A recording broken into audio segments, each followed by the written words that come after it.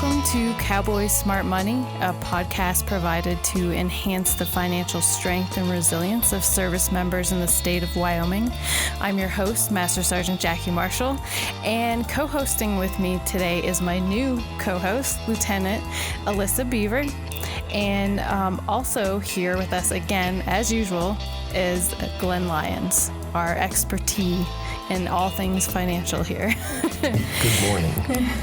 So, Glenn, if you haven't listened to our show before, he serves as the personal financial counselor to service members in Wyoming, and he also is a chartered life underwriter and a chartered financial consultant with 30 years of experience providing financial advice and counsel to the Wyoming Military Department. So thank you both again for being here. And it's been a while because of COVID. So we're trying to get back together. And today our topic is going to be addressing that theme. So we'll be talking about spending and savings in the era of COVID-19. And this is episode 8 for us. So thank you for joining us today. Thank you for having me. Spending and saving in the era of COVID-19 is a little off schedule for this podcast program.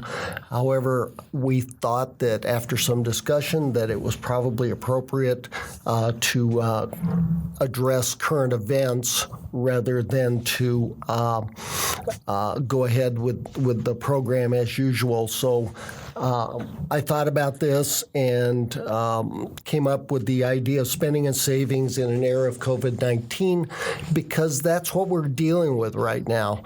And so we decided to insert this podcast in an effort to meet the questions and the needs of people right now where we all are. Mm-hmm. So definitely. So let's get right into it. Glenn, how conservative should I be with my spending and savings during this time of uncertainty? It is for a lot of folks right now. You know, I thought about the question, and what I think the best answer is that you should certainly be reasonable with your spending, but I think that what you really want to do is stick to your current budget, utilize your spending plan and your budget as you would normally. But if there are areas that you're not spending as much in, such as dining out, gasoline, travel, things like that, where you find that you're not doing some of the things that you were doing, this is probably not the time to go out and blow that money. It is the time to reallocate those dollars to other areas, such as in-home entertainment, perhaps if you're eating at home more, to increase the grocery budget, and certainly to savings if you don't have to put those dollars into other areas. What are some ways I should change my spending habits in order to financially survive this economic fallout from the pandemic? That's a great question, Lieutenant Beaver. What I think is that this is a great opportunity to change habits that you may have had before that were not serving you well. We're all having to do things differently right now by necessity anyway, and so our habits of I know for myself, I don't just get in the car at lunch and run over to the fast food outlet right now. I second guess that. And what I have found is that I'm packing a lunch simply because I want to limit my exposure to the potential of getting sick. And so what I would recommend is that you review your expenses for the last 3 months since March when this started and compare those expenses to what they were pre-COVID-19 and take a look at that behavior both before and after and determine what's working for you now that could have worked before and adopt those habits that are are helping and are actually building wealth for you, and discard those behaviors that did not add value to your life before. Maybe you thought that they were, but it's not unusual for me to find people when I do individual financial counseling for service members that are spending a lot of money eating out, and you have to ask yourself, did that really add value to my life? What have I discovered since COVID-19 happened and we're doing more eating at home, maybe perhaps as a family? Is that valuable, and does it add something to my life as opposed to going out and spending those dollars somewhere else? That probably won't make me popular with the restaurant industry. And I'm not suggesting that we don't go out and eat once in a while, but really take a look at what your habits were before and compare them to what you're doing now. It does put you at less risk, like you said, too, going out to eat. But then I think this is kind of off our question, but sometimes during the pandemic, you could find yourself spending more, like, because you're bored and you're shopping online for stuff that you probably don't need. There is that. Yes. So maybe that's a good time, like you said, to sit down and look at the last 3 months and be like, did I spend more or less? And maybe I should not spend money on things I don't need. And that's always a good question to ask. And really ask.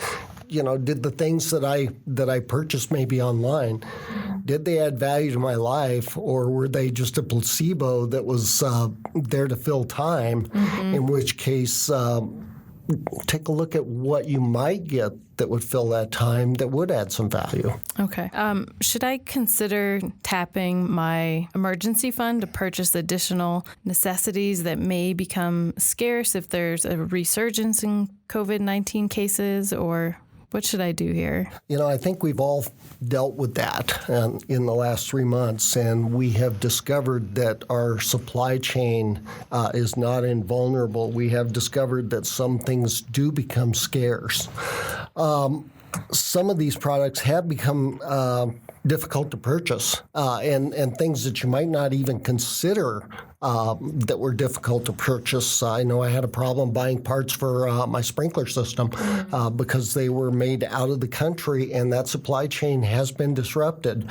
But what I do recommend is that you take a look at what your ongoing needs are going to be. Everyday kinds of products that we all use, and make sure. And I think this is good planning, regardless of whether or not COVID is there. We could have a disruption in supply line for a number of reasons. We could have big blizzards. We could have just any number of reasons that those supply chains can be disrupted. And I think it's prudent to have on hand a supply of things that you're going to need for a reasonable amount of time. I'm not suggesting anybody hoard things, but Toilet certainly, a reasonable amount of time. 30 days, 60 days, maybe even 90-day supply of things that we all need.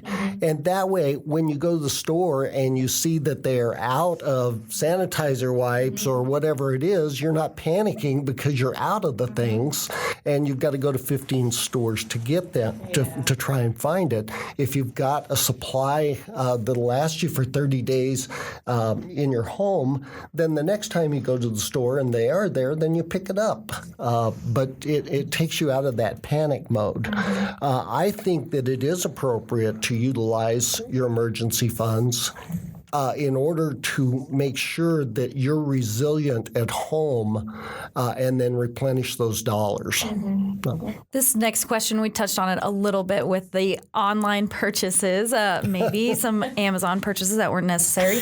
What are some easy expenses I could cut during this time? I may be overlooking maybe not the Amazon leggings that I just purchased. Those are definitely necessary for me, but what are some other expenses maybe we could cut?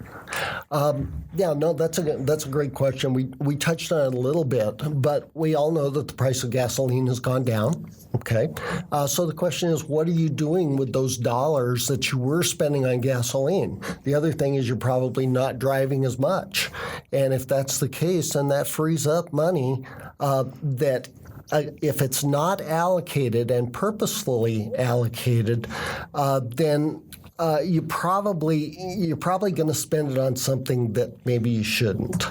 And so what I would suggest is, again, take a look at what your habits have been over the last 3 months. And if you're saving money on fuel, reallocate that either to some additional groceries if necessary, or put it in savings, or put it towards entertainment if you're needing to supplement entertainment that was happening outside of the home. Gym memberships. A lot of people aren't going to the gym these days. So that's a place that you can put money back into your budget. Certainly entertainment, outside entertainment, dining out, parties, those kinds of things that you were spending money on. And again, it's an opportunity to examine those habits and say, was this something that I've discovered that I can do without? And if so, then reallocate those dollars to something that is going to provide more value later on. Okay. So speaking of budgets, would you recommend that people use a budget tracker? And I know personally I've tried to do one or use a piece of paper and do the budget, and then I never stay on it. So is there any apps or websites that you can suggest to assist with this, or can you help with this? I can. And the biggest thing that I can do for service members is once we set up a budget or a spending plan, one of the things that has been most successful, whether it's by phone or in person, is touching bases on a regular basis, because again, we're changing habits here. You set up the tracker and then it's supposed to track, and then you don't look at it again for a month and a half, and by then you don't even remember what you did or why you did it. Yeah. And so I have a spreadsheet. I'm not able. I'm not allowed to recommend specific applications in my capacity here as personal financial advisor. However, I do have a spreadsheet that is available at no cost to you that I can provide you. I can email it to you. We can do it in person. We can do it over the phone. One of the things that I've gotten good at over the last 3 months is telework, and so particularly for people outside of the southeastern area of Wyoming, I can certainly email you the spreadsheet.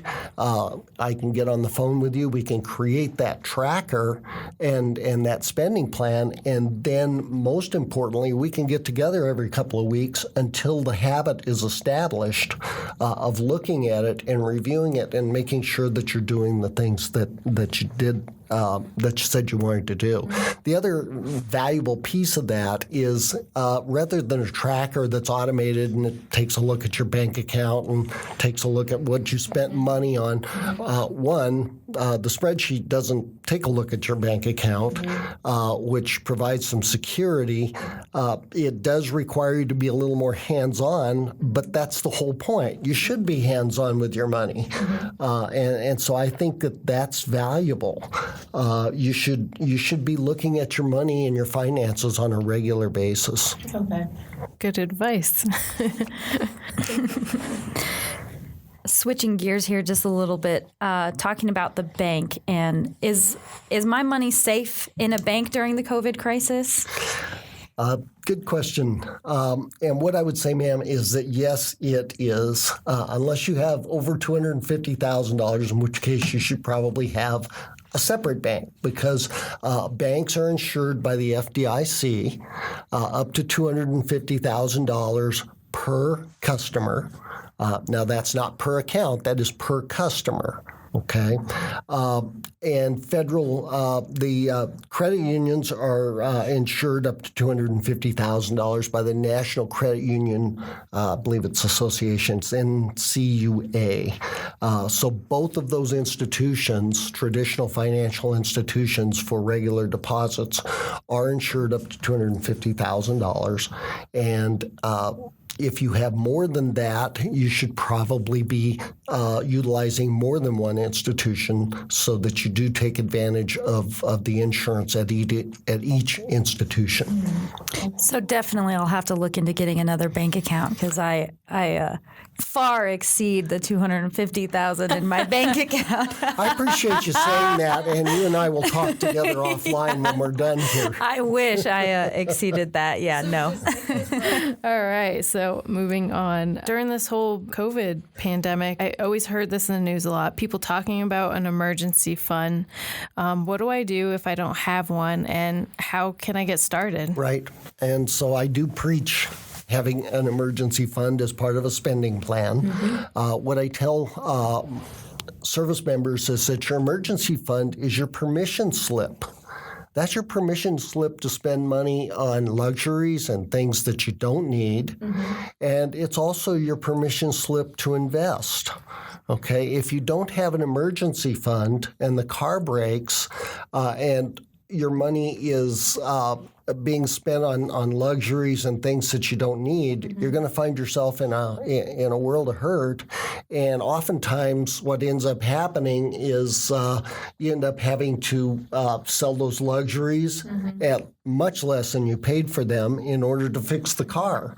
Additionally, your emergency fund, I say it's your permission slip to invest because an emergency fund is readily liquid. It's available to you if the car breaks. An investment may be in a down market at the time that the car breaks, and you don't want to take money out of a down market, so you should not be investing your emergency fund. It needs to be much more liquid than that. But once you have that emergency fund in place, then you are free to go ahead and invest in either thrift savings plan, a 401k at work, individual investments that are not qualified for tax purposes. Because if the market is down and something comes up that is an emergency, you're not in a situation where you've got to cash in the investments. You just go to the bank and take care of the problem. That's smart. Is there a minimum amount that I should have in my emergency fund, or a minimum that I should be putting in every month to my emergency fund? What's that like? Well, it varies from individual to individual. Generally, what I recommend is that you should have 6 months of your expenses in an emergency fund. But what I find is that, you know, if I tell you if your monthly expenses are, say, $3,000 a month, we're looking at $18,000. And if I tell people you need $18,000 in an emergency fund, all that does is discourage them because they go, well, I don't even have $500 in my emergency fund. And so what I do recommend is that you start where you can. If you can afford to put $25 a month into an emergency fund, it will eventually grow to a level that will take care of most problems. If you have $1,000 in an emergency fund and the car breaks, in most cases, in a lot of cases, that'll take care of it. $1,000 will cover a world of sins, okay? Much better than nothing will. But you've got to start somewhere. And what I tell people is that if we're gonna go from here to, say, Fort Collins, we're not going to wait for all the lights to turn green between here and Fort Collins before we leave. Okay, we're gonna go out here on Central, and we're going to turn left, and then we're going to turn right onto the interstate, and we're going to get on the road. And that's what you want to do. You want to get started building an emergency fund. And if it's $25 a month or $25 a week, you know, at $25 a week, that's $100 a month. And in a year, you'll have $1,200. And that'll cover a lot of problems. And it's not terribly painful. It's not something that most people can't do. And that sounds like a double negative. I'm sure that did not work grammatically. But most people can do something. So start with what you can do. And it all starts with having a good budget or a spending plan so that you know exactly what you can do. And money isn't just slipping through your fingers and you're living paycheck to paycheck without an understanding of where that money's going. Glenn, you have 30 years or more now of financial experience. I'll get you for that. So what is your professional opinion on the U.S. economy? Is it growing? Is it slowing down? Is it in a recession or in an economic depression? Right. And so 30 plus years of experience has taught me one thing, and that is that I'm not going to answer the question specifically because I don't know. It certainly depends. You're not a mind reader? No. No, and honestly, it depends on the parameters and the perspective that you have. But I did think about this, and what I believe very strongly is that the U.S. economy is very dynamic, and it's been incredibly resilient over almost 250 years. In 2026, this country will be, I believe, 250 years old. And during that time, we have survived the War of 1812, when the White House was burned to the ground, a civil war that claimed 618,000 casualties, more than all of the other wars that this country has fought put together, 2 world wars, numerous recessions, market collapses, a Great Depression, and 45 presidents of varying degrees of capability. And this country and this economy survived all of that. We have a very, very resilient form of an economic system, and it doesn't matter right now if you label it a recession, a depression, a downturn, a boom. It doesn't matter. What I think you have to understand is whether or not, as an investor, you are a buyer or a seller. Okay? Are you investing for the long term? Because if you are, you're a buyer. And if the market is down during a downturn, you're buying at discount. Okay? If you're not going to need the money for 10 years, does it really matter if we're in a recession right now from an investment perspective, as long as you're buying good quality investments?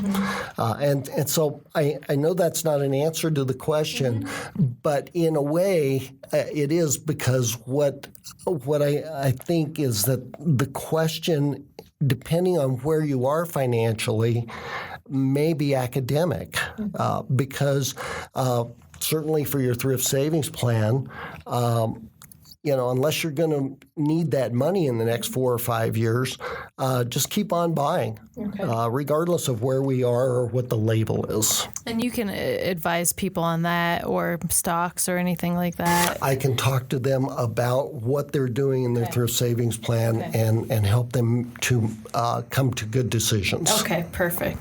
And that segues perfectly into my next question, talking about the stock market. And should I just leave my money and hope for the best, take it out, move it to something safer like a money market?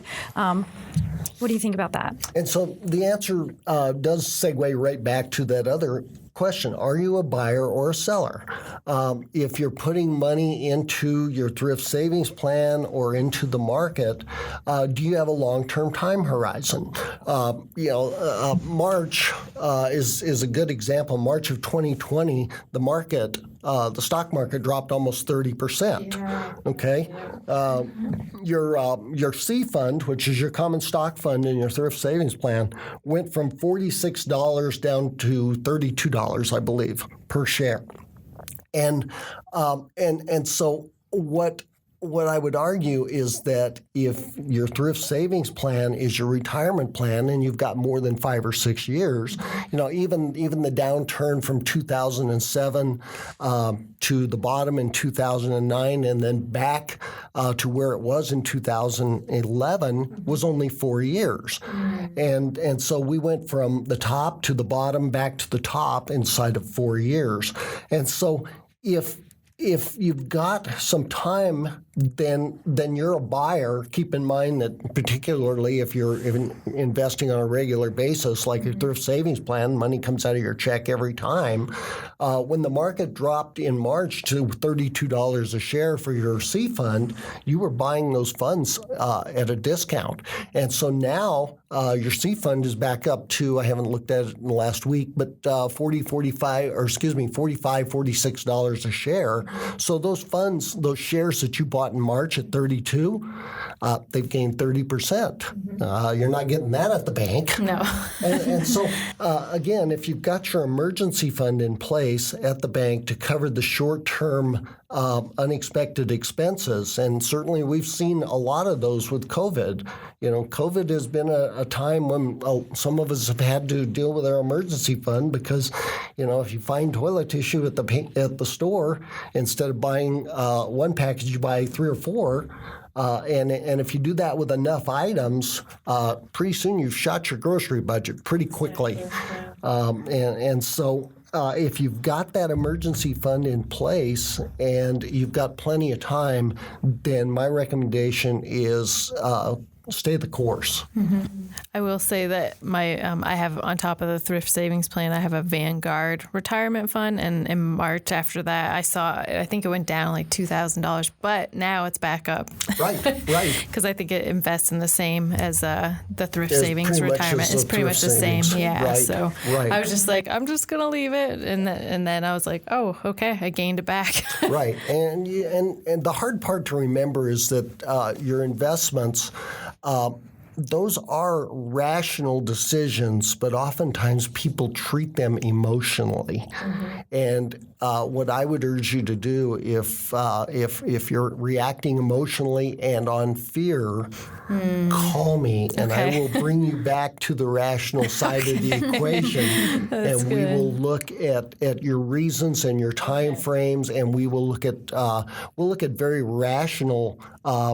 Left brain kinds of things that helped you make that decision to begin with, so that you don't jump off the train just because it's going around a sharp curve. Yeah. We know the train's going to get where it's going. Exactly. I'm just waiting for that Tesla stock to drop so I can buy a couple of those. my son did that. Really? Against my advice, by the way. It'll go down. It's going to keep going down, I bet. I hear that. I'm a big believer in mutual funds. Buy lots of stocks rather than one. Is this a good time to, speaking of stocks, is this a good time to buy stocks when they're low, or should I just put that money in savings or in my emergency fund? Okay, and so my answer to be redundant here is that, one, market timing is never a good idea. There aren't any of us that have a crystal ball, and so the answer is this a good time? I don't know. It depends on your time frame and the other factors in your financial circumstances. Do I think that the market's going to be up from where it is now in 10 years? Absolutely, I do. Mm-hmm. If it's not, we'll be trading goats for chickens. Okay, and I don't think that that's going to happen. But do I think you can make a quick buck right now by buying? If we get a resurgence of COVID. Perhaps not, because there are massive disruptions right now in the supply chain. I'm more concerned about the disruptions in the supply chain from an economic perspective than I am the idea of another shutdown or something like that. I saw where in May that consumer spending was up 18%, which actually amazed me because when I go to the store, I can't find what I want. Exactly. But keeping in mind that there are going to be supply disruptions, And we've certainly learned that we have some vulnerabilities in our supply chain, which I think that the market will correct for. But if this is a good time to buy, if you've got plenty of time, probably is. But don't try to time the market as to when it's a good time to get in and get out. If you're going to get in and stay in. Okay. Yeah, until your time frame shortens up to the point where you go, if the market takes a dive, I may not have time to recover. Yeah, that's good advice. During this time, there's a lot of, people are under a lot of financial stress or maybe a little nervous right now. What are some programs out there that maybe you recommend or anything available that can help them with that financial stress during this time? Okay. And so there are a myriad of programs out there, Lieutenant Beaver, a myriad. Everything from government help to private sector help, charities. I believe VOA provides help for veterans who are on the verge of becoming homeless or who are homeless. There are just a tremendous number of programs out there. And so what I would recommend for that is that if there is financial stress going on, we have a lot of programs here in-house that can help or certainly direct you to the proper program. We have the family assistance counselors over in SFirst. If you need financial ideas, we have myself. I can help with spending plans and budgets. We have Cheryl Bird, who can help with employment. Sue Graham, who can help with any issues with employers regarding particularly the SACRA rules or returning from deployment. If you need employment and you can't find it, we have resources at SFirst that can help you with a resume, help you with practice interviews. All kinds of areas. And if you need immediate financial assistance, they can direct you to places like Veterans of Foreign Wars, the American Legion. There are various charitable organizations right here in the community that can help. And we can serve as a focal point here to direct you to the proper resource. Well, I think this was a really informative podcast, and I really hope it helps people for especially down the road if things get bad. But in general, I feel like a common theme too is like we're really talking about budgeting too, and addressing how you're spending. So if you take anything away from this, budgets, paying attention to your budget and how you're spending, I mean, this will help you either way. I do want to give a little shout out to Captain Holscher before we end this podcast. If he's listening, if you're out there listening, sir, we just want to say hi and thank you and for all your support in the past with this podcast. But it will carry on. And we do miss you. And we do miss you. So to wrap up, thank you again, Glenn. It was great having you as usual. And thank you, Lieutenant Beaver, for co-hosting. She'll be our new Captain Holscher here. And remember, if you do have questions, reach out to Glenn. Get in touch with him. He'll help you make that budget spreadsheet. He'll email it to you, or you guys can help or set it up via phone. And you can reach him at 307-772-5362. Is that still the correct number? Okay. And also you can email him at wyomingfinancialcounselor@gmail.com. We'll add all these links, phone numbers, links to SFirst as well, so you can get in contact with them if you need help during this time, and that will be all included in this podcast. And also remember, you can schedule a personal confidential at no cost appointment with Glenn in person, by phone, or Skype, especially during this time.